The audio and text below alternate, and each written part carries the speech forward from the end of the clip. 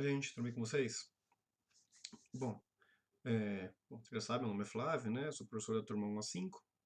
O pessoal das 6 a 10 também já me conhece um pouquinho. E eu faço a dupla com o professor Diogo, né? E a gente está fazendo esse material aí nessa semana que a gente vai ter uma aula assíncrona, tá? Então, aula por meio aqui dos nossos vídeos, tá bom?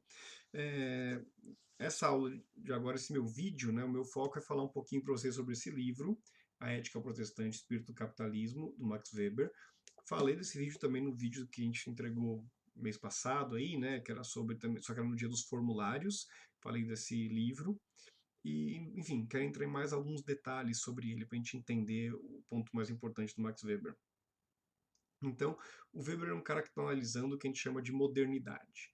Tá? É claro que a sociologia, de maneira geral, ela pensa a modernidade, os autores são autores do século XIX.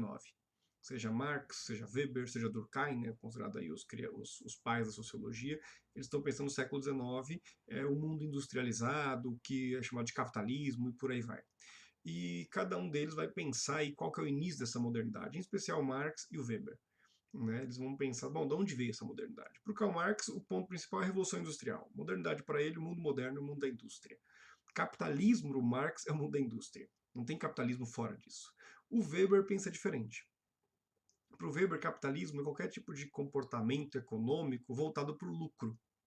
Então, Weber não tem dificuldade, por exemplo, em falar em capitalismo dos fenícios, que era um povo comerciante da antiguidade. Então, perceba que o próprio conceito muda de um autor para o outro. Então, isso é bem interessante. Então, quando o Weber ele fala da ética protestante, o espírito do capitalismo, então o capitalismo aqui para ele não é igual ao capitalismo para o Marx. Né? Mas, enfim, a gente fala muito sobre Marx, né, mais indiretamente. Vamos, quem sabe, um dia falar especificamente do pensamento dele, tá bom? Mas vamos lá. Então, por que essa obra do Weber ela é tão destacada? Não é a obra maior, vamos chamar assim, no sentido de tamanho. Peraí que agora a câmera me confunde, né? Até mostrei para vocês da outra vez, né? A maior parte disso aqui são notas de rodapé. Né? O livro mesmo ele é curto. E é um livro pequeno e ao mesmo tempo que ele tem um impacto muito grande na história do pensamento das ciências humanas em geral. Seja pela metodologia, seja pelas conclusões. Então, o Weber está pensando assim, tá, como é que eu vou entender a modernidade? A modernidade é algo multicausal, ela tem muitas causas. E ele vai pegar uma das causas para pensar um modelo para compreender. Lembra o tipo ideal que o professor Diogo falou? Né? Mas se você não lembra, tudo bem, é um modelo. É claro que se você pegar na prática, o modelo nunca funciona tão bem, mas é um modelo de pensamento. Tá? É, é, então ele vai dizer o seguinte, que vamos lembrar um pouquinho o que vocês já viram em história, né? Para entender o que é essa questão da ética protestante, o que é o protestante, quem está protestando e quem está se rebelando, de certa forma sim, mas não como a gente falaria hoje. Retomando um pouquinho o que vocês já devem ter visto em história aí nos anos do ensino fundamental, talvez vocês se lembrem da chamada Reforma Protestante, que é uma reforma religiosa. Então, o mundo moderno, né, que a história chama de modernidade, que é a partir do século XV, ele é marcado aí por 4 rupturas, né, que eram basicamente maneiras de se organizar o mundo, de se pensar o mundo, que passa por rupturas. Os valores, enfim, de várias maneiras de se organizar a realidade, vamos dizer assim, né? Pelo menos no nosso pensamento. Então você tem aí pelo menos a cultura, a religião, a política e a economia. Essas 4 áreas passam por mudanças aí a partir da modernidade, né, a partir do século XV. Basicamente, quando a gente fala dos períodos históricos, né, história antiga, história medieval, história moderna, história contemporânea, você sempre tem mudanças desses paradigmas das sociedades, né? E o do mundo moderno, né, ele é a partir do século XV aí. Não vou falar aqui sobre todos esses paradigmas, mas basicamente quais são as 4 rupturas que você tem, né? Na cultura, você tem o renascimento cultural, né, que traz aí uma nova visão de artes, nova visão de literatura, com línguas nacionais, de filosofia e por aí vai. Na política, você tem o absolutismo. Na economia, o mercantilismo. E na religião, a reforma protestante. É até difícil separar essas 4 coisas, né? Mas é o momento que isso começa a se separar. Acho que isso é um ponto importante. Então, o que é a reforma protestante, que é o que o Weber toma como base aqui para entender a modernidade, né? E qual é a relação? Então, a reforma protestante, ela tem a ver aí com uma sociedade extremamente religiosa, porque o mundo medieval, a princípio, é um mundo cristão, né, cristão católico, mas é um mundo cristão, não há outra instituição cristã efetivamente na Europa. Você tem sim várias correntes cristãs, que algumas a Igreja Católica por vezes aceita e acaba meio que cooptando, né, trazendo para dentro, por vezes deixa viver a vida, por vezes persegue. Né? Então, essa sociedade europeia é uma sociedade cristã, de uma maneira geral, cristã católica. Só que a partir do século XIV, século XV, você começa a ter uma série de crises. Sejam crises sociais, com mortes, conflitos, tem a crise do século XIV, peste negra, que era a peste bubônica, né? Guerra dos 100 Anos, Grande Fome. E o século XV tem uma série de brigas internas na Igreja Católica, né? A ponto que tem uma hora que você chega a ter 2, 3 papas ao mesmo tempo. Então isso vai gerando aí uma série de desgaste na igreja. E a igreja ela fica tão voltada para resolver os seus próprios problemas internos que os fiéis, de maneira geral, se sentem desamparados. E aí vão surgir tentativas de reformas. O que é reforma? É o voltar à forma. Assim como o renascimento é o nascer de novo, né? Então essa ideia de você voltar a um passado. No caso do Renascimento, você voltava lá para a cultura greco-romana. No caso da Reforma, era a forma do cristianismo original, supostamente, pelo menos, né? Então, houve várias tentativas de reformas, mas muitas vezes lideranças políticas e religiosas impediam isso, até porque a religião e a política não eram separadas nesse momento, né? Em dado momento, você vai ter, o começo do século XVI, uma figura de um alemão. A gente vai falar sempre alemão e Alemanha, ainda que tecnicamente não fossem, tá? Que é o Martinho Lutero. Martinho Lutero é um monge, portanto é um padre, né? Alguém que se formou para ser um sacerdote católico, que depois ele opta aí pela vida no mosteiro, que é um estudioso de teologia, era professor de teologia, e ele começa a perceber uma série de problemas na Igreja Católica, em especial problemas nas práticas da Igreja. E aí ele escreve as chamadas 95 teses, 95 críticas ou apontamentos do que ele considera que está errado na conduta da Igreja. A Igreja não aceita as críticas do Lutero, e aí ele percebe que o negócio não adianta muito criticar só o que está aqui, o que ele está vendo. Ele fala, olha, o problema não é só a conduta, o problema são as doutrinas. A igreja está corrompida, na visão do Lutero. E aí a reforma protestante ela ganha esse impulso, vamos dizer assim. Né? O Lutero é chamado para um julgamento. Dentre as principais ideias do Lutero, eu destacaria 3, tem outras, né, mas 3 em especial, que mostram essa ruptura com a forma de visão religiosa que você tinha antes. Primeira é a chamada que a salvação é somente pela fé. E a fé é uma coisa subjetiva. A fé é uma coisa que você tem, eu não posso dizer se você tem ou não. Tá? Então, essa questão da subjetividade é muito importante para a modernidade, a ideia de sujeito, a ideia de indivíduo. Né? Então, a salvação é unicamente pela fé. E a fé é você com Deus. Não tem como ninguém avaliar isso. Né? Então, isso já é uma nova postura religiosa.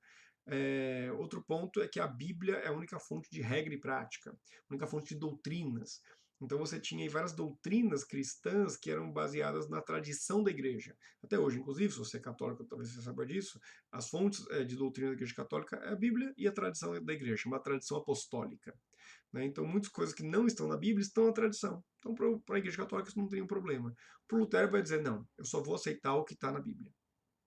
E o terceiro e último ponto é o chamado sacerdócio universal dos cristãos, né, ou dos fiéis. Basicamente, todo cristão é um sacerdote, ele tem uma relação direta com Deus. Então você não tem mais mediação. Você não precisa de santos, não precisa da igreja, não precisa de ninguém. É você com Deus. Então a igreja não serve para nada? Lutero vai dar uma utilidade para a igreja. A igreja ela tem um espaço pedagógico, um espaço de ensino. Mas ela não tem a função de salvar, porque a salvação é você com Deus. Essa é uma nova expressão de religião. É por isso que a reforma protestante ela é interessante para o Max Weber, porque ela traz o indivíduo no campo da religião. E aí esse indivíduo, que a princípio o Weber vai colocar está na religião, ele vai passar também para outros campos. Que já está acontecendo, né? Aqui nesse início do que a gente chama de modernidade, século XV para o XVI. Tem um momento que é muito emblemático, que é o julgamento do Lutero. Quando Lutero ele é julgado pelas suas ideias, né, a igreja e o governo querem condená-lo, porque lembra, mais uma vez, política e religião não se separavam nessa época. Então, você fazer uma crítica à igreja, ela é base de sustentação dos governos. Então, você está minando também a autoridade política de alguma maneira. E aí o Lutero é levado para o julgamento. E existem 2 filmes sobre Lutero, acho que você acha ambos no YouTube. Ambos são bons, valem a pena. Um é preto e branco, um é colorido. É uma década de 50, um dos anos 2000. Isso já diz bastante. Mas são diferentes, as abordagens são diferentes. Se você gosta do tema, recomendo que veja os 2. Mas enfim, então Lutero, ele em um momento ele vai ser julgado. E quando ele vai ser julgado, o que acontece? Questionam se ele rejeita tudo que ele escreveu. E o Lutero fica meio sem saber o que falar, tal, tal, tal, e aí dizem para ele, você tem mais um dia para pensar. E ele vai, pensa, tal, tal, e volta, né, nesse julgamento. E aí ocorre na Alemanha mesmo, né? Mais uma vez, Alemanha, né? Não tinha esse nome ainda. E aí o Lutero, ele volta no segundo dia e perguntam para ele, olha, você rejeita? E ele vai falar, não. Quando ele fala isso, é a sentença de morte dele, né? Mas aí ele vai, o discurso dele é impressionante, pensando no aspecto da modernidade, né? Então, o discurso dele é o seguinte: eu só vou negar se vocês me convencerem que isso aqui está errado, porque eu não vou contra a minha consciência. E essa expressão ela é fundamental para nós aqui, né? É pensar que a sua consciência é o que vai te dizer o que está certo e errado. É você, enquanto indivíduo, que vai chegar no que está certo e errado. Então, pensando na questão sociológica, né, Durkheim e Weber, né, enquanto para o Durkheim o coletivo acaba se sobressaindo em relação ao indivíduo, o Weber vai achar que é o indivíduo que deve sobressair em relação ao coletivo. Isso aqui é uma simplificação bem grosseira, mas é um pouco isso. Então, a reforma protestante ela traz esse momento em que o indivíduo, nesse mundo ocidental, pelo menos, é uma cultura, enfim, uma forma de pensar o mundo em que o indivíduo começa a se sobressair. Né? Não que ele não faça parte de um coletivo, ele faz. Só que é o indivíduo que se determina. Né? Então, por isso que a reforma protestante é tão importante. E não só isso. O Lutero vai trazer uma outra visão, que vai ser desenvolvida pelo João Calvino, que já vamos entrar nele, que é a ideia da vocação. Né? Então, basicamente, na Idade Média, você tinha a seguinte ideia, de que o único trabalho que glorifica a Deus é o trabalho do sacerdote, é o trabalho contemplativo. As pessoas que têm o trabalho ativo, isso não glorifica a Deus. Então você precisa ir na igreja de alguma maneira participar dessa atividade contemplativa para chegar à salvação. E o Lutero vai dizer, não, todo trabalho glorifica a Deus. Se você é um sapateiro, você glorifica a Deus fazendo bons sapatos. Né? Se você é um ferreiro, né, produzindo ferramentas, produzindo armas, que seja, faça o melhor. Porque a ideia é, o melhor que você faz não é para o seu chefe. O melhor que você faz é para Deus. Então isso muda a conduta em relação ao trabalho. Né? Então você sempre pode fazer o melhor e deve fazer o melhor, porque você não está preocupado com o seu chefe, você está preocupado com Deus. Perceba que a mentalidade religiosa permanece. Diferente do nosso mundo de hoje, que a religião ela sai do espaço público, vamos chamar assim, né? Na visão religiosa protestante, isso ainda permanece. Então, o que o Weber vai dizer é o protestantismo ele traz um princípio, por isso que é o espírito do capitalismo, né?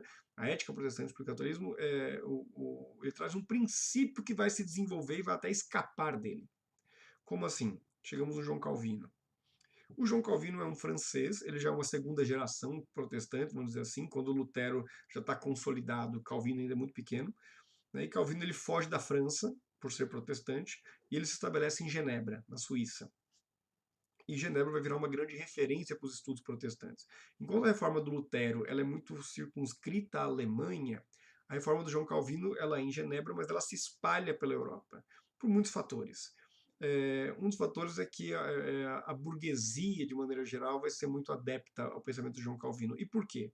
João Calvino ele não condenava a cobrança de juros e nem condenava a busca de lucro. Ele só dizia, olha, não cobre juros abusivos para não prejudicar seu irmão. Se você quiser trabalhar em função do lucro, não tem nada de errado. Que eram práticas condenadas pela Igreja Católica. Aí você fala, bom, então João Calvino é um cara voltado para o capitalismo? Ele em si não, ele não se preocupava muito com isso. A questão financeira para ele não era o ponto. E o Weber diz isso no livro, inclusive. A questão financeira nem era tão importante para o João Calvino. Mas o que vai acontecer? O João Calvino, o que ele traz de diferente na questão doutrinária cristã? João Calvino traz a ideia da predestinação. Né? Então ele concorda com Lutero, que dizia que a salvação é pela fé, que todo cristão é um sacerdote, que a Bíblia é a única fonte de doutrinas, só que ele traz algo a mais. Ele traz a ideia de que ninguém é salvo por seu livre-arbítrio, ninguém é salvo por sua liberdade de escolher a Deus. Qualquer salvação, ela vem primeiramente de uma ação divina de escolher o ser humano, escolher aquela pessoa, de escolher você. Esse é o ponto, né?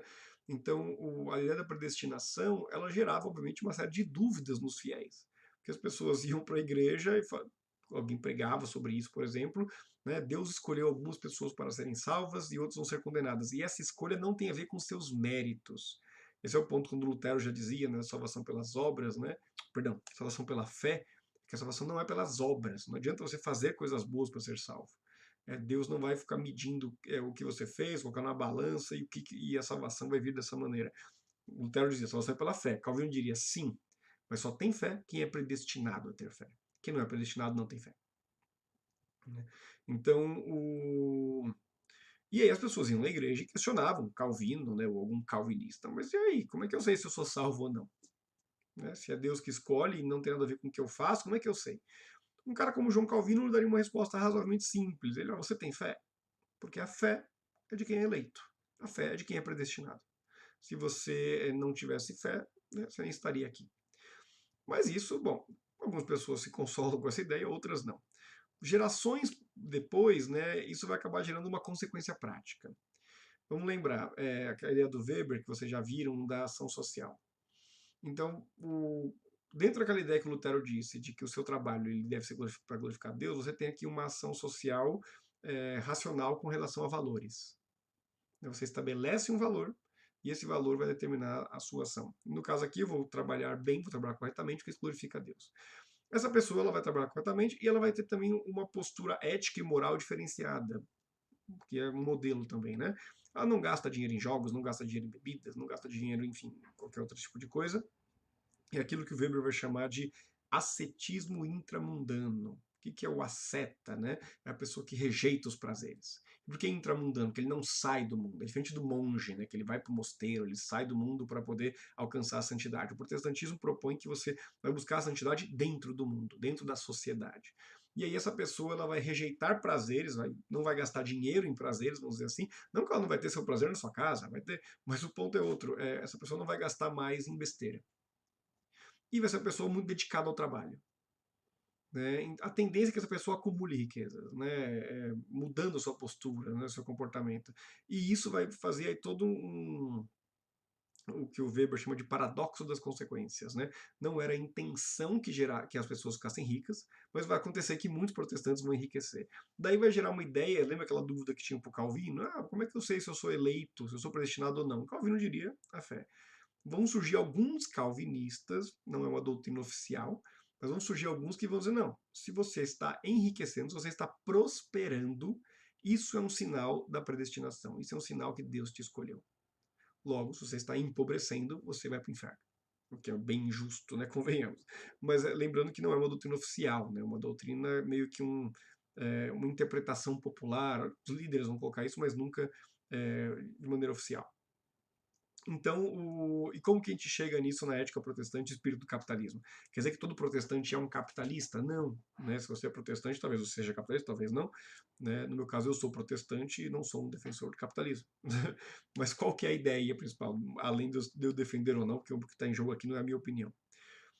O Weber vai dizer que esta ética, que a princípio tinha aí uma conduta, uma ação social, racional com relação a valores, ela aos poucos ela vai se transformando numa ação social com relação a fins.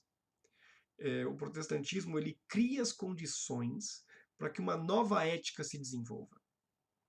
Né, uma ética secularizada, uma ética pautada em relações impessoais, porque afinal, já que era só você e Deus, virou essa coisa muito individual, o indivíduo passa a prevalecer, e esse indivíduo agora ele vai lidar com as diferentes esferas sociais, cada esfera tem seus valores, e ele vai saber separar as coisas, o que é religião, o que é economia, o que é trabalho, o que é política, o que é família. Né? Então, a partir dessa ética protestante, na relação dela com o trabalho, isso é um dos fatores, lembra que o capitalismo e a modernidade é multicausal, mas é um dos fatores, uma das causas que vai possibilitar o desenvolvimento aí do capitalismo e da modernidade. Né? Então, essa é a visão que o Max Weber traz, né? Por isso que acaba sendo tão destacado. E esse livro, Weber explica isso muito bem. Então, ele vai analisar basicamente como que a reforma protestante se desenvolveu no Lutero, depois no Calvino, e de Calvino, como chegou o calvinismo na Inglaterra, que é o seu calvinismo puritano, com a ideia de defender a pureza das doutrinas, porque a reforma na Inglaterra foi muito mais política do que religiosa. Aí você vai ter, por causa de um rei, tem a ver com o absolutismo, que é o Henrique VIII, não vou entrar aqui, nosso tempo já está mais do que estourado, vai dar 20 minutos. Mas essas são as pessoas que defendiam a pureza das doutrinas, os puritanos, eles eram figuras aí calvinistas e que vão ter essa ética do trabalho muito forte, essa coisa do acúmulo da riqueza. e vão ser essas pessoas que vão sair da Inglaterra e vão ser expulsos, né, e vão ir para os Estados Unidos e vão para, enfim, não era Estados Unidos, era América, né, colonizar. Né? Então Weber vai dizer como que é possível notar que os grupos que desenvolveram essa ética protestante relacionada ao trabalho vão ser, essas regiões vão acabar tendo um desenvolvimento capitalista maior.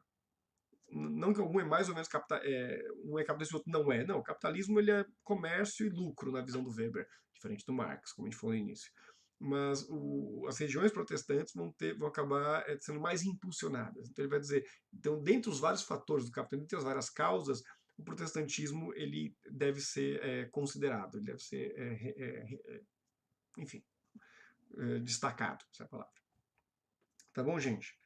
É isso, 20 minutos, né? Nossa aula assíncrona, espero que tenha ajudado vocês aí. Beleza? Vai ter um outro videozinho sobre o homem cordial. Eu acho que vai ter, pelo menos, tá bom? Abração.